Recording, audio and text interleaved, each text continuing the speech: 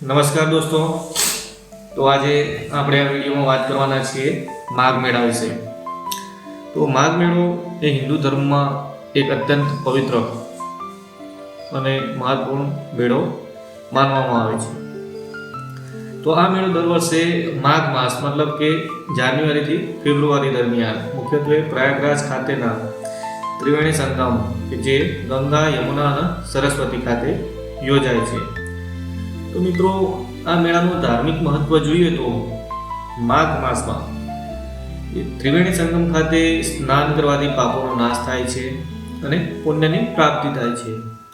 માન્યતાઓ છે કે આ સમયમાં દેવતાઓ પૃથ્વી પર અવતરણ કરે છે। માઘ મહિનામાં સ્નાન કરવાથી હજારો યજ્ઞ જેટલું પુણ્ય મળતું કહેવાય છે। સ્નાનનું મહત્વ જોઈએ તો માઘી પૂર્ણિમા, મૌની અમાવસ્યા અને એકાદશી જેવા દિવસો ખૂબ જ શુભ ગણાય છે। સવારના સમયે જેને આપણે બ્રહ્મ મુહૂર્ત કહીએ છીએ એ સમયે સ્નાન કરવાનું વિશેષ ફળ મળે છે। તો આ દરમિયાન સાધુ સંતો કલ્પવાસ કરે છે। હજારો સાધુ સંતો, અખાડાઓ અને યોગીઓ અહીં નિવાસ કરે છે। ઘણા ભક્તો કલ્પવાસ કરે છે। એનો મતલબ છે કે એક મહિનો સાત્વિક જીવન, ભજન, જપ, દાન અને તપસ્યા। આ દરમિયાન દાન અને પુણ્યનું પણ બહુ જ મહત્વ રહેલું છે। માઘ માસમાં દાન, તપ, જપ અને ભોજન દાનનું વિશેષ મહત્વ છે। ગરીબોને જો અન્ન, વસ્ત્ર, તેલ અને ઘી વગેરેનું દાન કરીએ તો પુણ્યમાં વૃદ્ધિ થાય છે।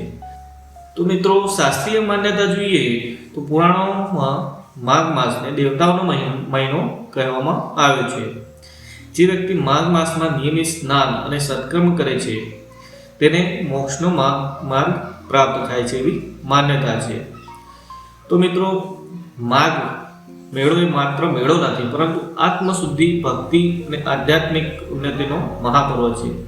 તો આ વિડીયોથી આપણે એટલું સમજીએ કે આ મેળા દરમિયાન જે પ્રયાગરાજ ખાતે યોજાય છે તેમાં જો આપણને પૂરતો સમય હોય તો એકવાર અવશ્ય તેની મુલાકાત લેવી જોઈએ અને ત્યાં જઈને ત્રિવેણી સંગમ આગળ મીન્સ કે ત્યાં સ્નાન કરવું જોઈએ, જેથી પાપોનો નાશ થાય અને પુણ્યની પ્રાપ્તિ થાય। તો મિત્રો, આ હતો આપણો માઘ મેળા વિશેનો એક નાનો એવો વિડીયો। તો વિડીયો ગમ્યો હોય તો લાઈક, ચેનલને સબસ્ક્રાઈબ અને શેર કરવા વિનંતી। નમસ્કાર।